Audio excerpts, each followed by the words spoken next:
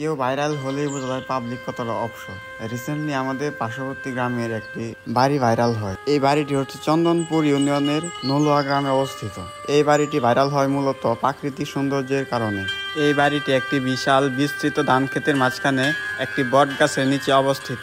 এই বাড়িটি ভাইরাল হওয়ার সাথে সাথে দূর দূরান্ত থেকে অনেক মানুষই চলে আসে এখানে, এবং দেওয়ালে সময়ের দাগ। গ্রাম থেকে কিছুটা দূরে এই প্রাকৃতিক সৌন্দর্যের মাঝখানে এই শান্তিপূর্ণ বাড়িটি অবস্থিত। এই বাড়িটির সৌন্দর্য আরো ফুটিয়ে তুলেছে বাড়িটির সামনে থাকা বিশাল বট গাছটি। তার শিখর যেন মাটির বুকে আঁকড়ে ধরে আছে হাজারো বছরের স্মৃতি। আর আপনি বললে বিশ্বাস করবেন না, এই নির্জন এই বাড়িটির মধ্যে দীর্ঘ 15 বছর ধরে কোনো সমস্যা ছাড়াই তিনি একা বসবাস করে আসছেন।